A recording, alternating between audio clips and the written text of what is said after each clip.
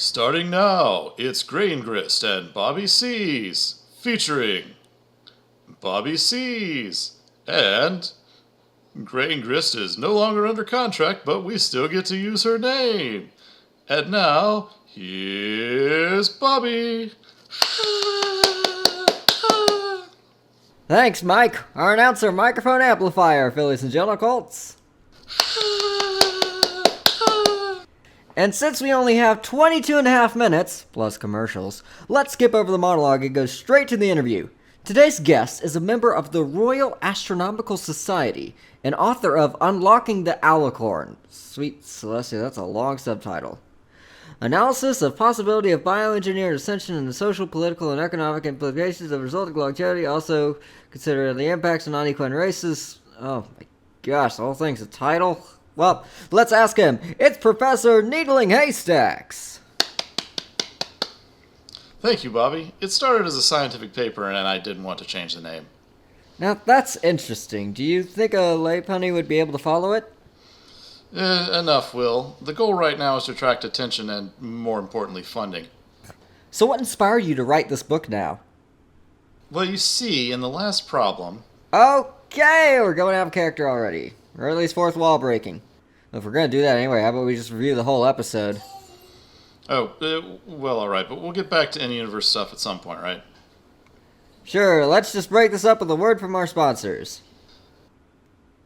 Sure, Princess Twilight's School of Friendship is great. But what about for those ponies who don't live in Ponyville? And sure, tuition is free. But have you seen how much textbooks cost? Not to mention room and board. Right you are, brother. Here at the Flim and Flam Brothers Correspondence School of Friendship, we don't hit you with the surprise fees. We charge everything right up front for one low rate. And the best part is... our school can be enjoyed from the comfort of your own home. Same heartwarming friendship lessons. No pesky commute. Because at the Flim Flam Brothers Correspondence School of Friendship, friendship is convenient. The Flim Flam Brothers Correspondence School of Friendship is unaccredited by the EEA and is not recognized by Princess Twilight Sparkle. All rights reserved, no refunds or exchanges. The Ponyville School of Friendship is the most welcoming school in Equestria. Not that we have anything bad to say about other schools. Yes, our founder, Princess Twilight Sparkle, may have moved on to greener pastures, but we're still going strong. Now in the capable hands of Headmare Starlight, aided by Vicehead Stallion Sunburst, yours truly, and... I'm not saying this. You promised! Just do it!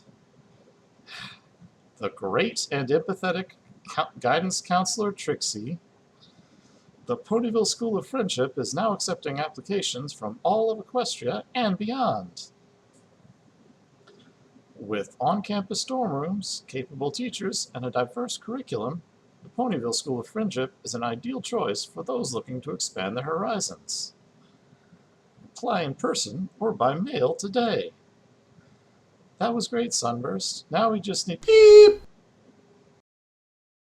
Apply in person at Ponyville. Just look for the giant out-of-place building on the edge of town. The one that's not the castle. Or mail your application to Ponyville School of Friendship.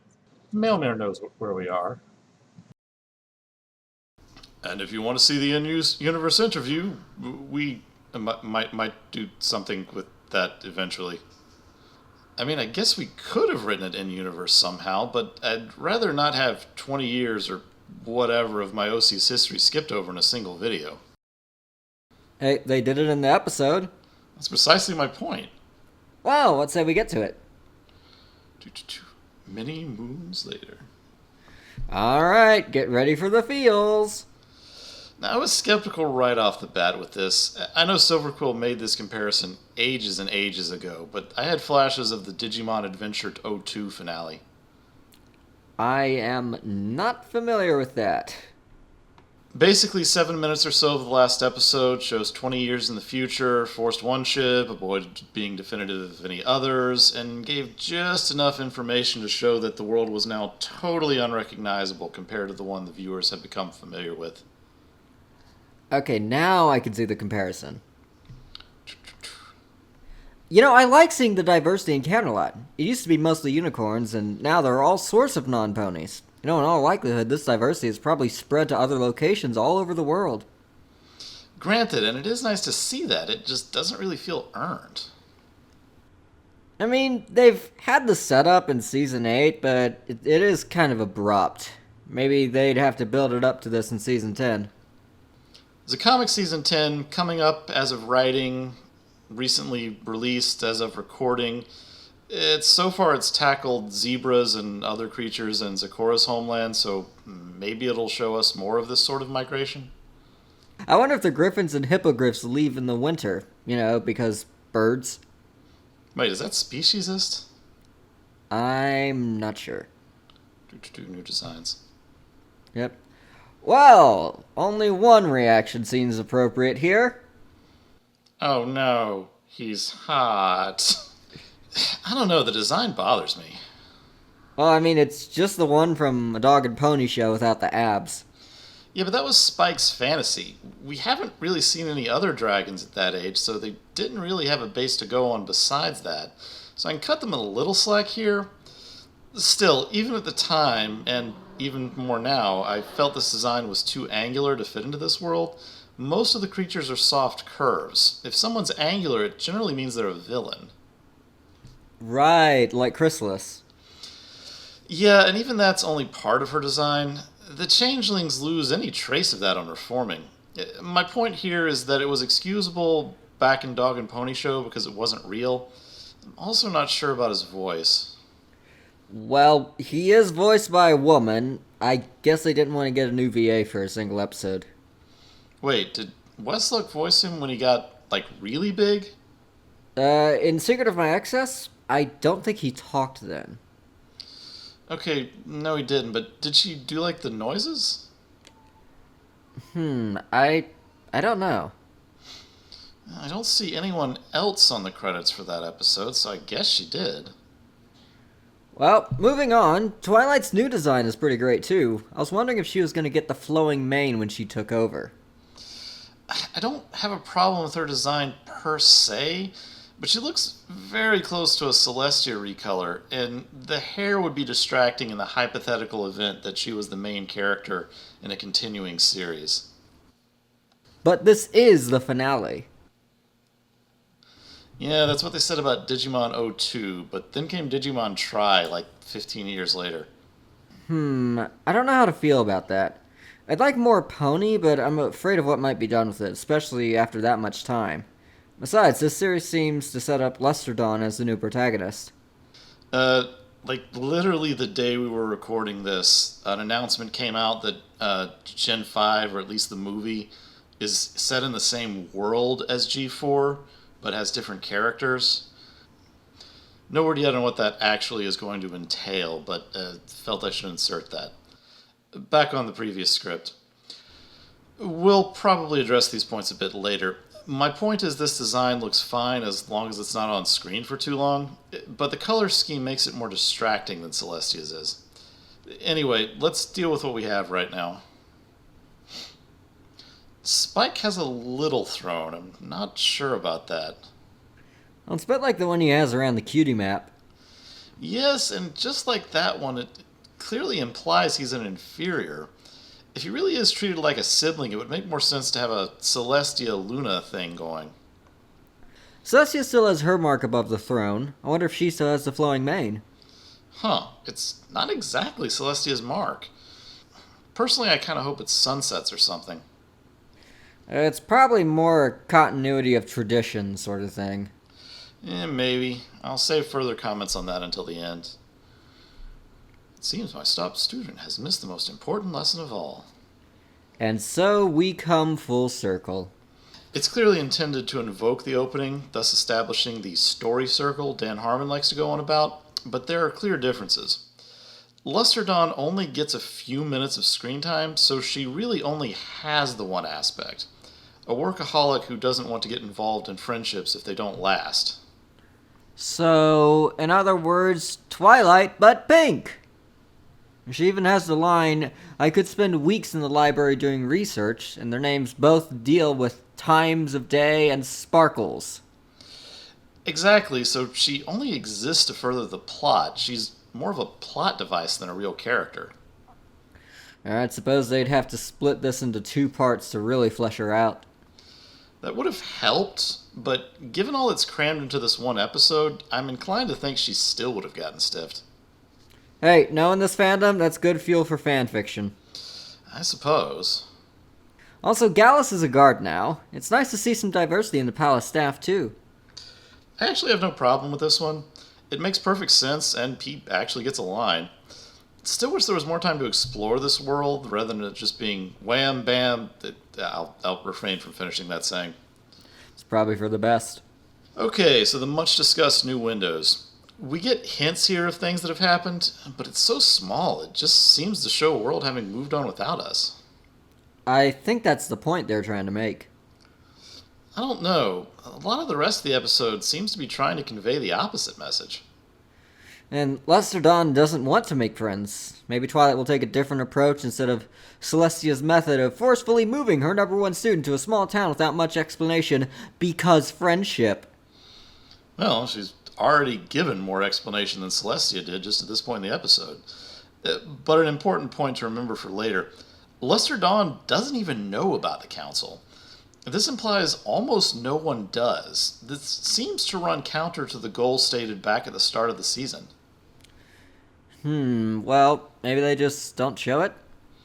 That wouldn't explain how Twilight's top student didn't know about it. It's more likely that staff just forgot about the purpose being co-ruling and made it more of a social club.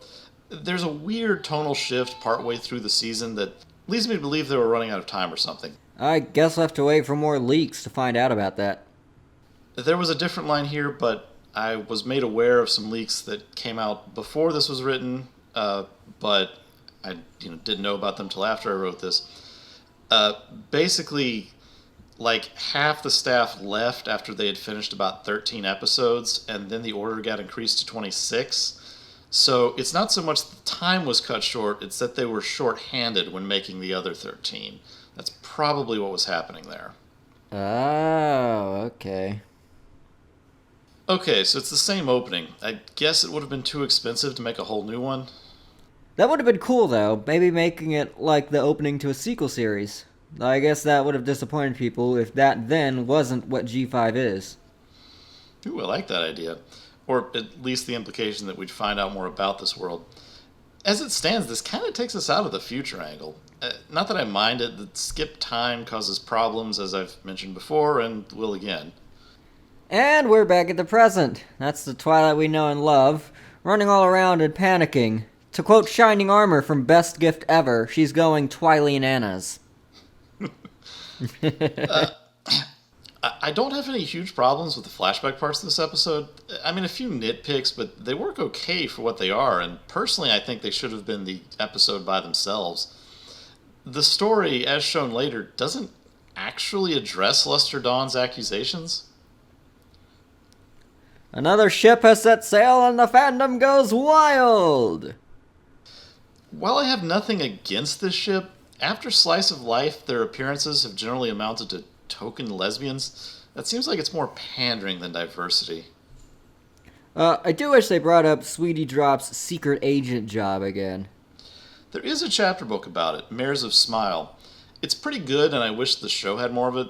In my opinion, G.M. Barrow should have gotten the story editor job when Kathy McCarthy got kicked upstairs into an executive position. I heard something about that. And that's really another video. I mentioned it in my Season 9 overview with Roseluck. But basically, McCarthy was doing the movie during Seasons 6 and 7, came back partway through Season 8, but with responsibility for other shows as well, so she wasn't doing that much for Ponies. And then she left Hasbro entirely partway through Season 9.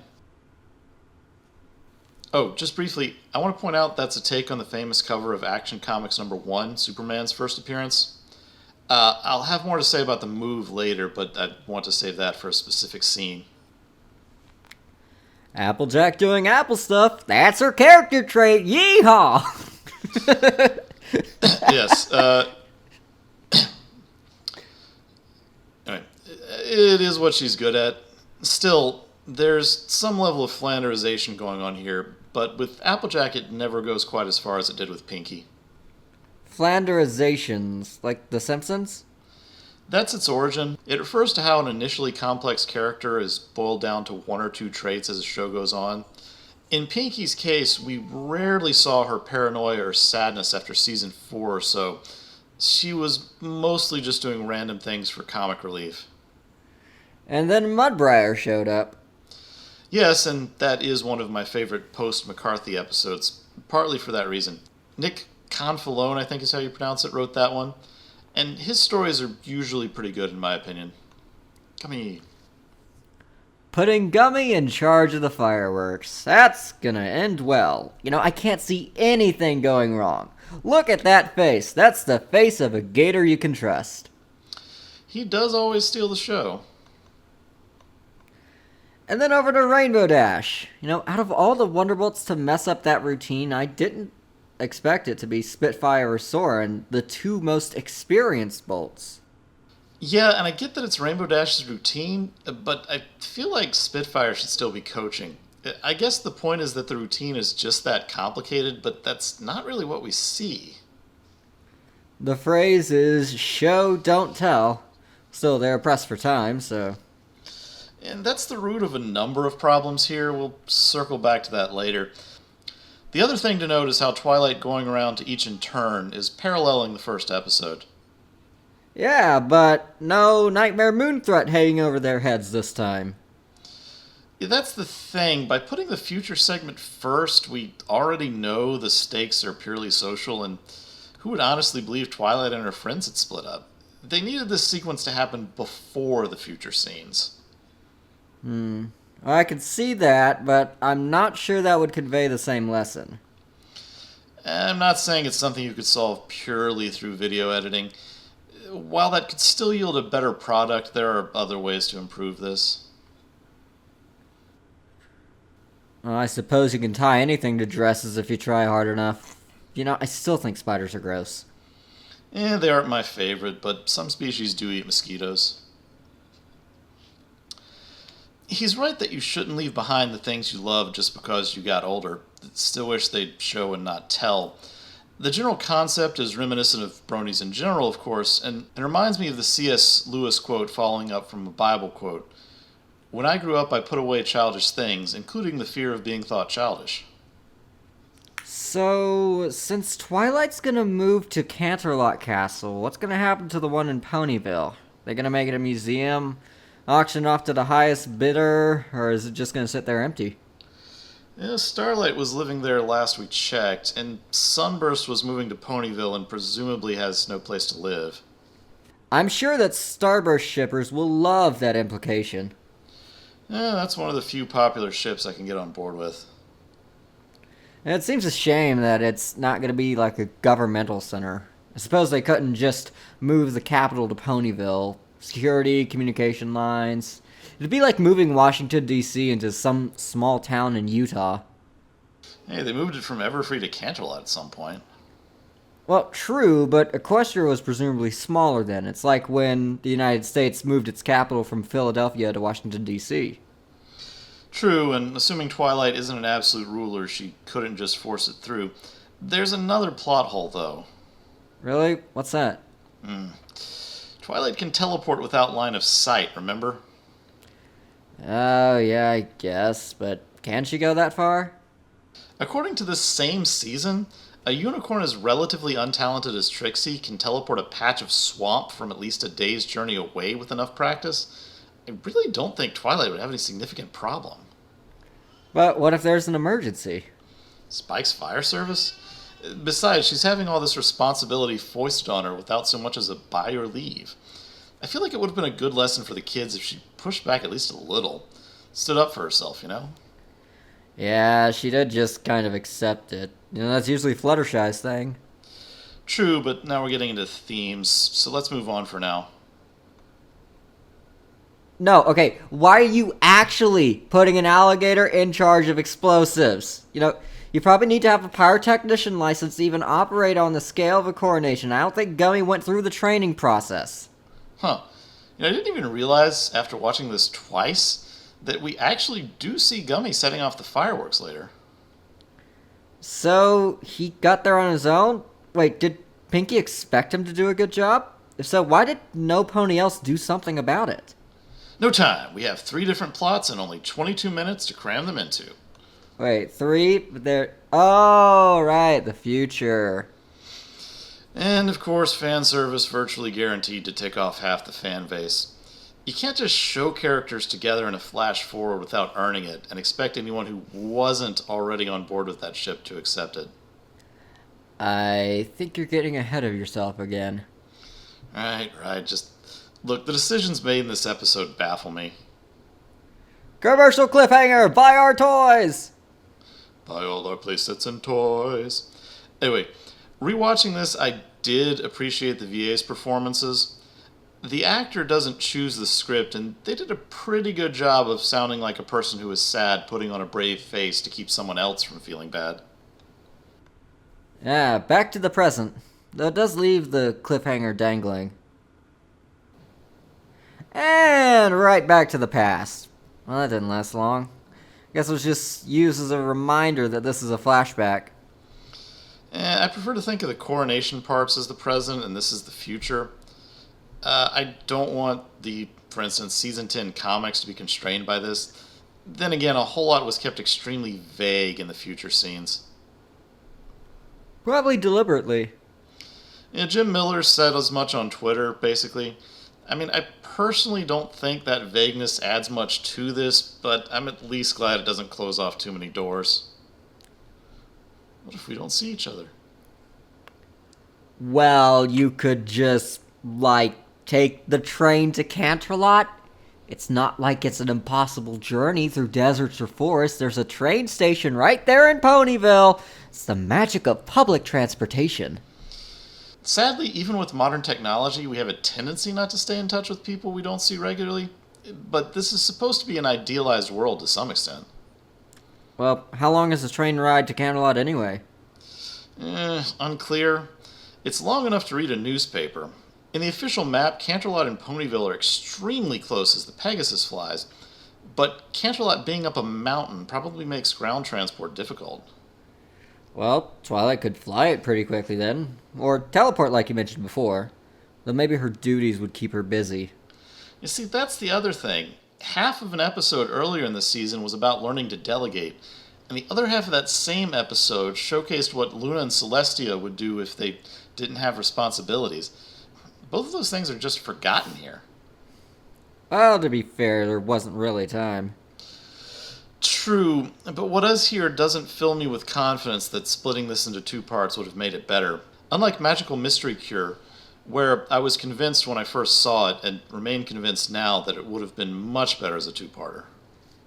And now we're reviewing another episode. Let's get back on track. Oh, hi, Starlight! Oh, bye, Starlight! Yeah, supposedly the intent was to air the Friendship is Forever clip shows between the ending of the end and this, so that Starlight's brief appearance here would make sense. You know, I still need to watch those. Even at time of recording, I still need to watch those. Yeah, had not aired in the US as of time of writing, still have not aired in the US as of time of recording. I don't think they've premiered on Hasbro's channel online, although they might have. Hasbro keeps airing just blocks of hour-long content that's just random stuff. I don't know what Hasbro's thinking with that. You know, Big Mac, you could have just opened the crates and checked them. Huh. You know, I didn't think about that. I did, however, wondered why they would still serve the applesauce in glasses once they realized what it was. Yeah, there were a lot of chances to see that something was wrong, and, the two, the chefs and the catering, whatever, they could have just said, hey, I think we got your stuff, and I think you got our stuff, so let's switch it, but no, it's gotta be done on camera, I guess. Also, how is that janitor gonna clean the clouds? You know, last I checked, Earth ponies can't walk on clouds. Huh, also didn't notice that. Probably an oversight, but we can rationalize that there's a Pegasus janitor off-screen somewhere. It could always be worse. And You know, if there's one thing television has taught me, it's to never say something like that, because the universe will always make it worse. This is your fault, Twilight. You brought this upon yourself. And also, we see around this time that Rainbow Dash still doesn't make it in time, which means she was leaving too late to begin with. But how could that be? She's the fastest pony in Equestria. Okay, so we already see that there are some griffins and hippogriffs here, but I guess that's something. You know, why didn't they wait for any of the princesses to give the okay to start the ceremony? Now, I'm sure the crowd would have understood a few minutes delay, especially since they went through all of that. And on top of that, if they knew they were going to be late, why didn't they just get ready on the train? Rarity did try to get ready on the train. And as for the rest, again, that's either rushed riding or poor riding. Actually, based on the leaks, it's probably too many cooks spoiling the soup. Despite the single writer credited, it sounds like several different staff members got their hands on this. That would explain the large number of things shown briefly and never brought up again. Including Moondancer. She appears here, but once again silently. My biggest regret of the series is how seldom she got speaking roles. I guess her VA wasn't on the permanent staff, but it still kind of cheapened the lesson of amending fences. Her one speaking part after her introduction was in Point of No Return. How long? How long to the point of no return? Anyway, music break. Yeah, welcome to Haystack's channel. The rest of this review is gonna be musical. Anyway, her one speaking part after her introduction was in Point of No Return, which was written by Barrow, who also wrote her into one of the books. I talked to Barrow at a convention once before that book came out, said I wanted to see more of Moondancer, and she was like, "Oh, I got a book coming out next month. Just go buy it, you'll be happy." It was really quite nice. I wish they'd let Barrow write more chapter books, even with the series done. Have they not come out with any more of those? Nope, never even got through all the main 6 in the movie follow-up series. I guess they just didn't sell well enough. I don't know about those, but my understanding is the ordinary chapter books did reasonably well, all things considered. But if you recall, the movie did more poorly than projected. And of course, shining armor always brings plenty of liquid pride. And it begins. Ladies and gentlemen, grab the popcorn. This is gonna be good. Lots of coronation shenanigans. Well, that is gonna be a coronation to remember.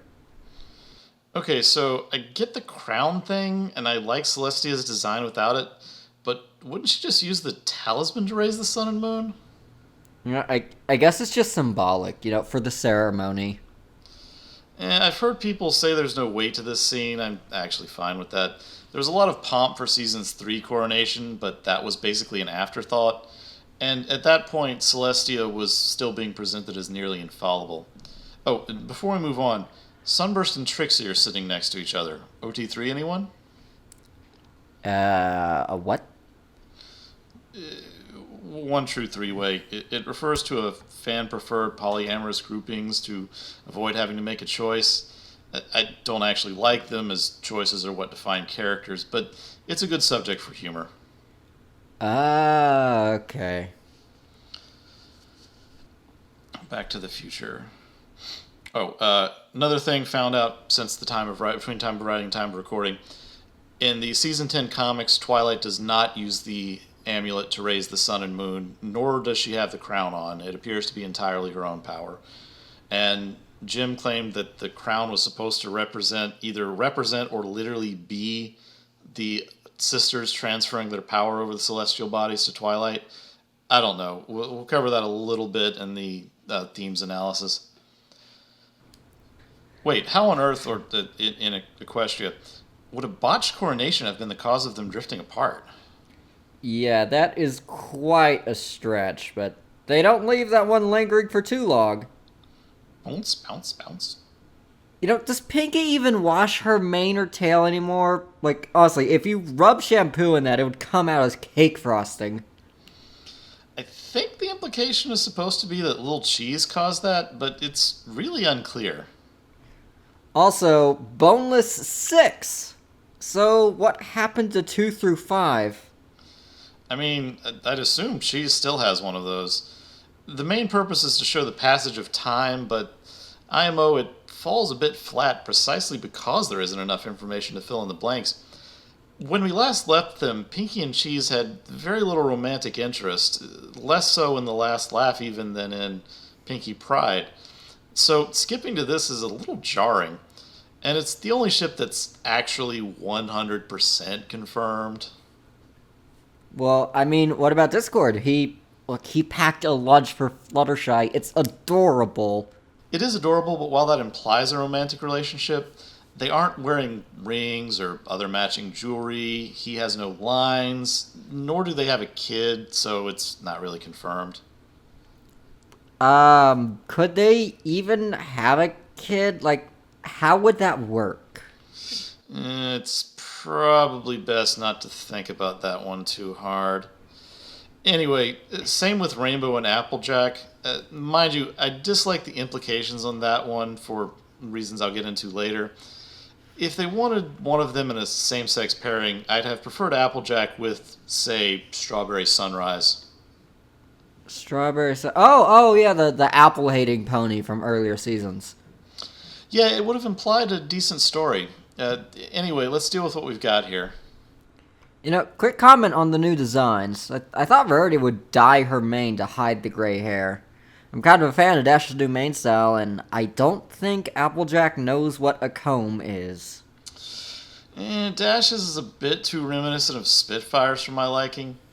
Verity's mane just raises more questions. The only ponies we've seen with gray in their hair are much, much older than the main six's parents even, as late as season 8. So I kind of assumed Rarity found one or two gray hairs and decided to dye streaks to cover it. Lean into it, like in it isn't the main thing about you. Yeah, it makes sense. Stuff with book. The memory book is a great idea. Wish we could have seen more of it. Yeah, see, that's actually a thing from Friendship is Forever. That's the miniseries of 6 clip shows in which Starlight and Spike create the book. It's got a few minutes of new footage in each of the episode, and it ends with an expanded version of this scene. Supposedly it was supposed to air before this episode, but Hasbro is still sitting on it in the US. I think it's actually Australia, I believe, is the time of this writing. And you can find it floating around the web. I think it may have also aired in Canada. And it ends in a rather different tone, which we'll discuss more on themes. Before we get to the final song, a few general thoughts on what happens here. I assume that a moon is based on every full moon or something, so meeting once a month isn't that long. But we haven't had an official measurement of how long a moon is. That's my thought. My personal guess would be that each year is 10 moons long, since we have a number of instances of things being measured in multiples of 10 moons. 30 moons between portal openings, 100 moons between family reunions. I think there are one or two other examples. Since writing, I've discovered a fandom theorist who has a reasonable explanation that there's actually a moon and a centimoon, and the two terms are used loosely, so that you'll sometimes hear moon for both. There's not really enough information to be sure.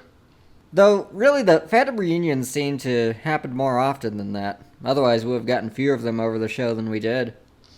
Yeah, could be different parts of the family with a big one every 100 moons. It could be a weird Earth Pony thing where they use the word moon in a slightly different way.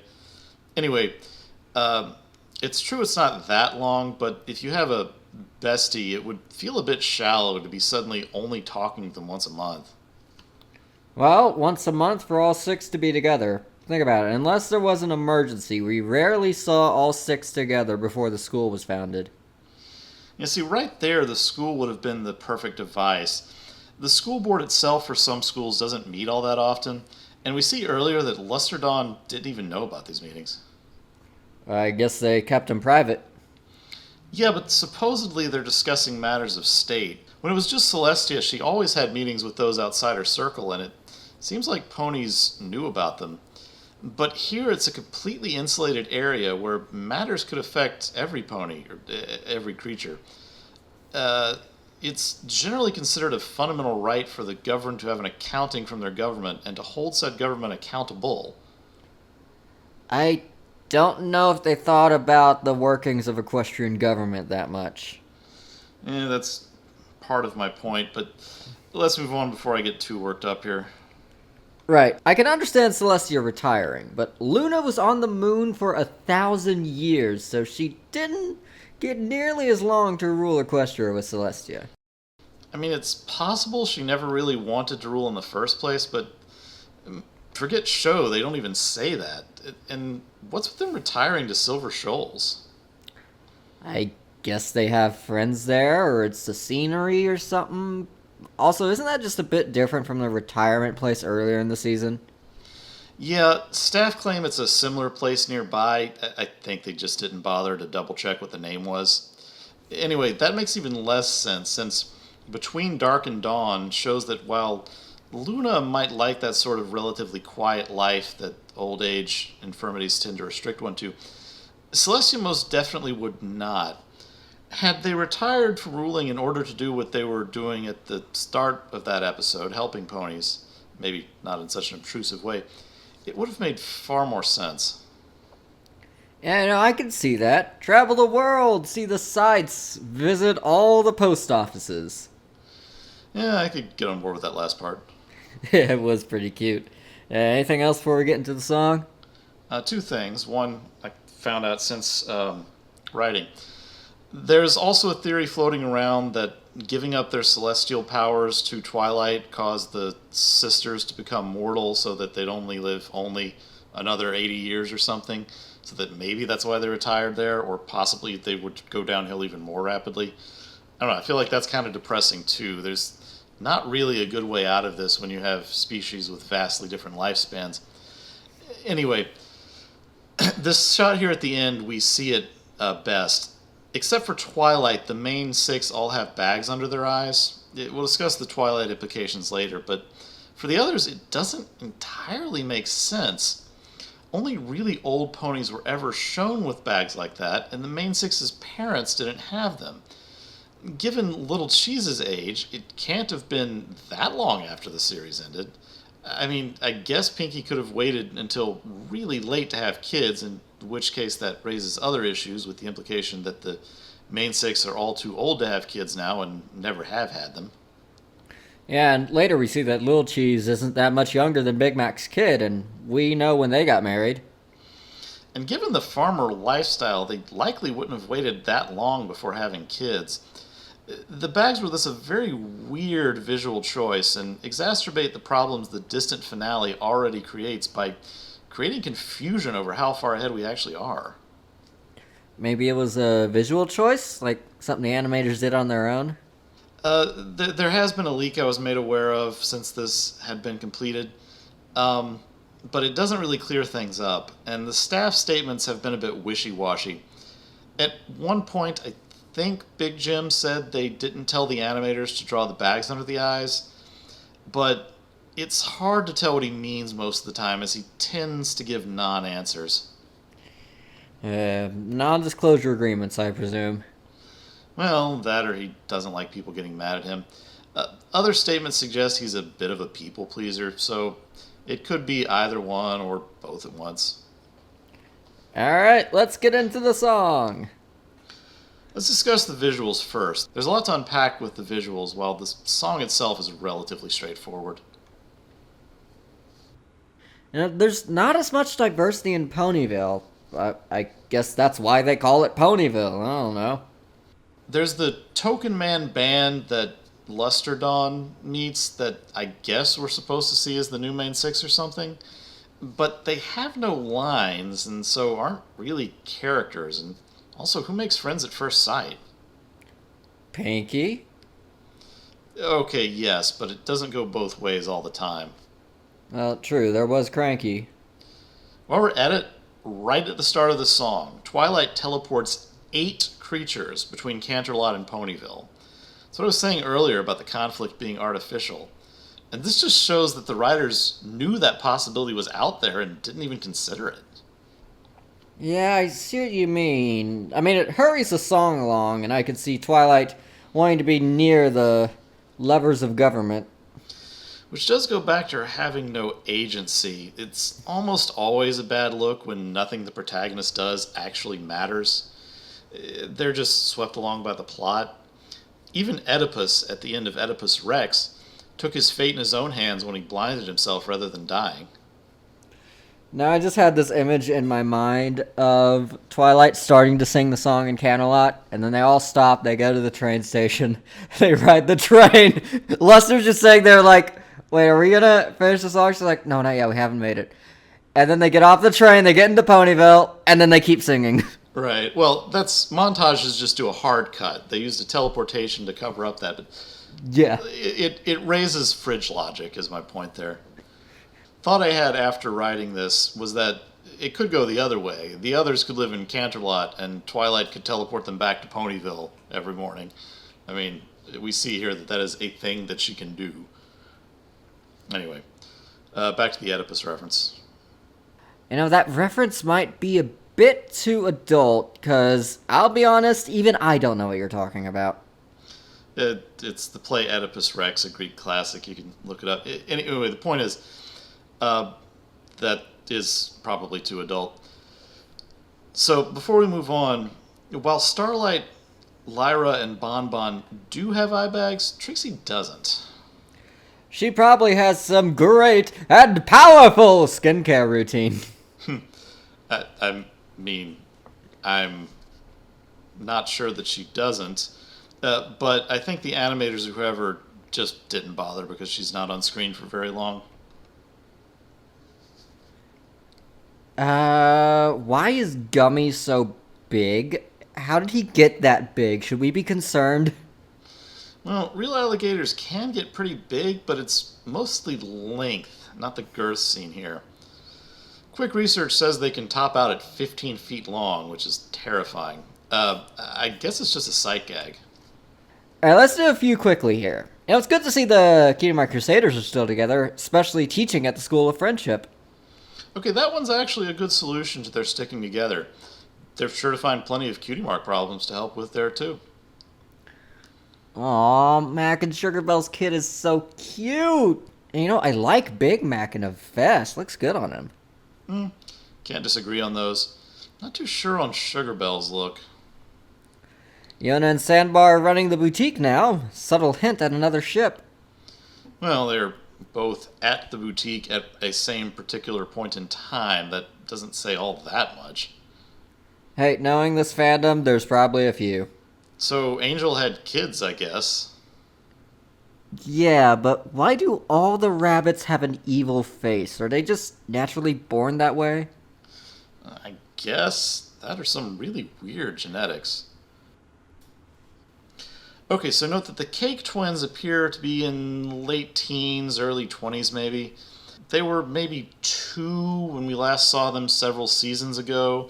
This means it has to be somewhere from 15 to 20 years in the future. The thing is, then the CMC only look about 10 years older. Well, we don't know how ponies age, though. True, that's something of an out-of-universe justification. Anyway, I'm just saying there wasn't a whole lot of thought and care put into these future sequences. I guess it all went into the main six's mains and tails. I guess. Before we move on, just why would she send Lester Dawn to Ponyville anyway? I mean, Celestia had vague, element-related plans, and I guess Twilight wants her in the School of Friendship or something, but that's a huge step out of her comfort zone. Seems like she could have started with pushing her toward collaborating with people at the school she is already in. I mean, Lester Dawn is a bit like Sidetwi from early Equestria Girls, in that she thinks it's most efficient to work on her own. For her, as opposed to Twilight at the beginning of the series, it would make much more sense to introduce her to the magic of collaboration. The real world has plenty of lifelong collaborators in the sciences, friends and occasionally couples like the Curies. So surely Equestria has some. Oh, some think she's the daughter of Sunburst and Starlight because of her color scheme. Or Sunburst and Trixie. That would give a reason for a lot of this, but then wouldn't you think Twilight would have said something about Luster Dawn reconnecting with her parents?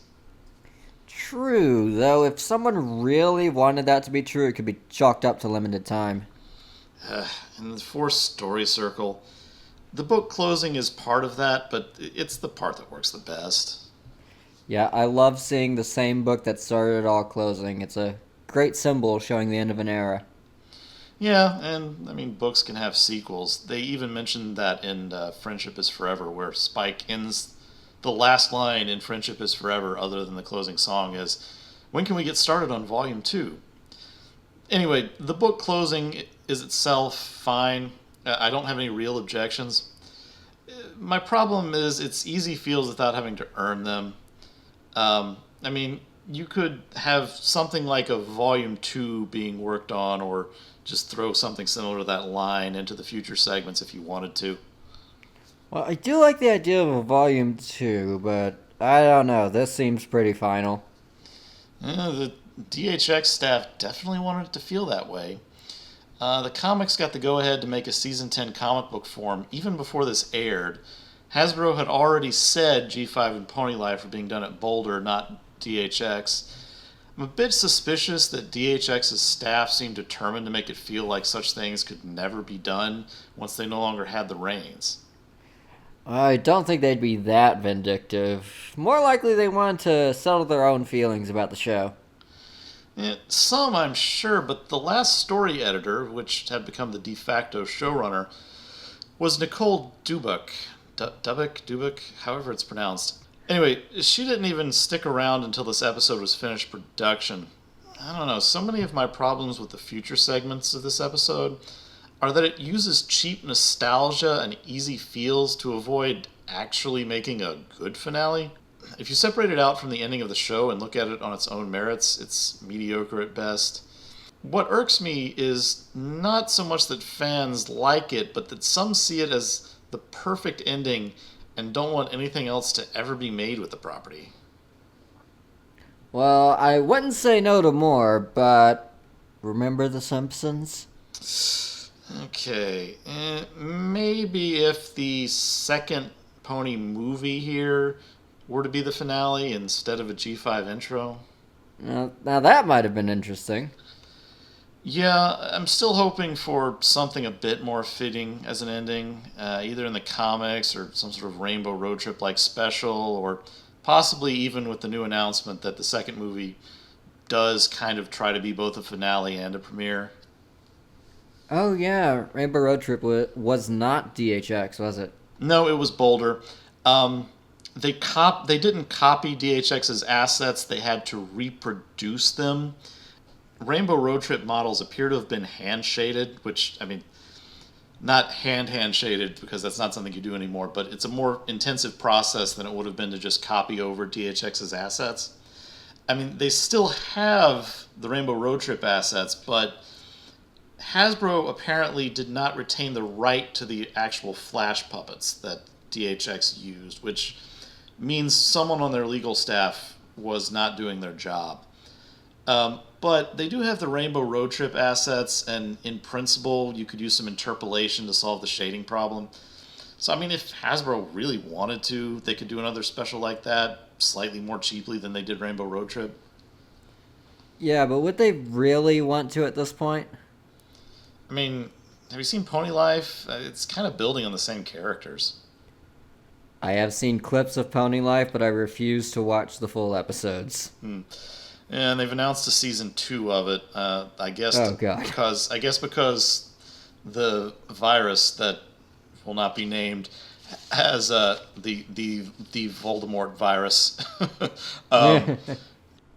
pushed back the movie, so they commissioned a second season of Pony Life. But it's kind of funny at some parts. The point is, I could see G4 getting some sort of limited revival the way Digimon did, particularly if G5 has references to it. Or on our side of the Pacific, another revival might be Roseanne. That last one might not be the best example. Okay, granted. I mean, now we have Animaniacs, but that's not really a story driven thing. Anyway, the point is, it's not something that's never been done before. And of course, in animation, it's easier than live action because you can change the voices and no one will know the diddly difference. Well, I guess I have to wait and see. Anyway, on to the song itself. Now, this may be a bit tricky as neither of us have a background in music theory. Did someone say music theory? Ugh! MuseScript, where'd you come from? What can I say? I go where I'm needed. Okay, let's just calm down before we have a heart attack. So, I think you can help us with this analysis. It's what I'm here for. Okay, so first off is the key signature. It's in the key of E major, which is an emotional key signature in my opinion, as opposed to the key of C major, which is the happiest key signature. Wait, you can tell the key just by listening? Yup. I have perfect pitch. Oh, that's pretty cool. Thanks. Anyway, songs in E major or A major are used to convey heartwarming emotions. Kinda like the ending theme to Gladiator, Now We Are Free. Huh. This has kind of a nostalgic vibe for me. These sorts of songs are often used for grand finales. There are exceptions. One Day More Reprise from Les Mis changes keys frequently, ultimately settling in the key of A flat. One day more. Yes, musical theater, I love it. Yeah, it's a very uplifting song. Right. The magic of friendship grows also builds emotion by building the instrumentation. It starts with Twilight and a guitar, then adds the main six and a whole orchestra. It also includes some of the other instruments we've come to associate with the main six, such as Applejack with the banjo, or Rainbow Dash with rock instruments like an electric guitar. Then at the last chorus, some of the instruments drop a few chords from the main theme in. It resolves by having the rest of the orchestra drop out, ending again with Twilight singing alone with just woodwinds, now playing a version of the main theme. I think the theme is a different key than usual. You're right. The usual theme is in the key of D major, which is a whole two semitones or one tone lower than the magic of friendship grows. A lot of songs have a key change of that interval towards the last chorus, like Love Story by Taylor Swift. Thought of that one because they're the exact same keys as the main theme and the magic of friendship grows. Speaking of chords, the chord progression in this refrain sounds awfully familiar. Well, the progression is E A E B, C sharp minor, A, C sharp minor A, F sharp minor, E A, B E. The melody complements the chord progression quite well. More so, the second last syllables of some of the phrases like ge and together, straw and stronger, la and lasting, and law and longer. Since these notes don't actually fit the chord itself, they still sound nice since they show signs of the Lydian mode. Pretty much a major scale, but with a raised fourth. The combination is actually a tritone, which is also used in themes of other things, such as The Simpsons and Maria, where it's natural to go to the fifth, just like the syllables following those syllables do. Huh. I'm more into, production rather than music, but this is pretty interesting. Country Roads, that's where I've heard that chord sequence. West Virginia! Sorry. That song was originally in A major, but a lot of people play it in G major. That key is considered more rustic. Oh, it just occurred to me. If we're analyzing these refrains, fair use means we can sing them. I'll just sing this myself. Alright, on three. 1, 2, 3. Country roads take me home to a place I belong. West Virginia! Mountain mama, take me home. Country roads. That's G, D, E minor, C, G, D, C, G in G major. But that's a different key. Oh, I know little about this part. Don't you use Roman numerals to compare different keys? Yes, so the magic of friendship grows would be 1 4 1 5 6464 21451, while country roads would be 1564 1541. That's not very similar. I guess the sequence 1564 is in both, but the measures are divided differently. So it's more of a superficial comparison my mind made. Not necessarily. Music isn't just about the notes, it's about the effect it has on the listener. Right. Okay, try Magic's refrain. 1, 2, 3. The magic of friendship grows. Alright, the point here is the song makes me feel nostalgic. Even with the triumphant notes, the transition to the theme at the end very much creates that effect. Right, notes are those. Is that just the usual theme? Is that resolved properly? Oh, wait a minute. I've got it. It does resolve the chord, but I'm used to that sequence being at the start of the song, not the end. Oh yeah, that's the ah part. Right, so to the longtime viewer, it's resolving the chord, but it's stopping short of what we expect. Maybe if they had gone right into the ending theme with the closing credits, but instead the ending theme kind of kicks in harshly after that, breaking the mood the same way the opening did. My Little Pony. I'm guessing they didn't have the latitude to do that.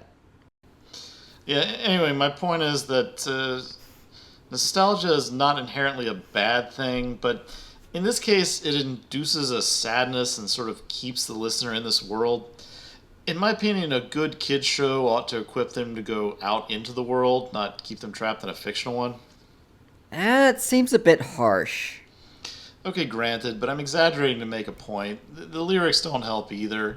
This is where the magic happens, this is where the magic lives. That is, it lives here and not over where you are. And also, by the way, we're shutting this off so you can't experience it anymore. I really doubt that was the intention. Probably not, but the effect is similar. Besides, there's already an example from they themselves to go with.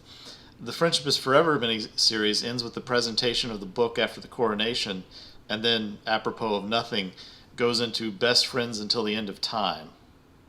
I've heard of those, but I've yet to see them.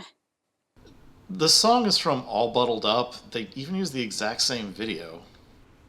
Well, unlike The Magic of Friendship Grows, Best Friends Until the End of Time doesn't really give off a heartwarming feel. Maybe because it happens at the start of a season instead of the end of one. Also, unlike the final song's setup, this one isn't staged to say goodbye, but rather to showcase something upbeat to show how far the viewers have come so far, since, they've unintentionally gone through 2/3 of the series and are up to the final third. The chord progression goes through B major between G minor for the first part of the verse. Then towards the second half and the chorus, it also adds C minor and E flat major. So like B flat, C minor, G minor, E flat. Pretty much, it has a repeated chord progression throughout the song, except the last bit of the chorus where it does something different, whilst the final song does loads more chord progressions. I mean, I took band, so I know what you mean by chords, but still kind of losing me. I don't know, that doesn't really seem very finale-like. Granted. My point is it accomplishes the motivational goal better. I mean, it's not going to be Fire in the Flame by Dragon Force. A better comparison might be It's Such a Good Feeling from Mr. Rogers' Neighborhood or One More Song from Blue's Clues. Suppose that's not really fair, though, as the point of the Mr. Rogers one and the Blue's Clues run, to some extent, is that it's never really the end. There's always a new day dawning. I mean, that's true here. We just aren't around to see it. I mean, did Mr. Rogers do anything different in the last episode? Not really. The episodes were designed to be played on public television in pretty much any order by week. There are theme weeks, but you can arrange the weeks themselves, however. Now, that one's interesting. It ends with a series of staccato notes that create the impression of someone walking out the door.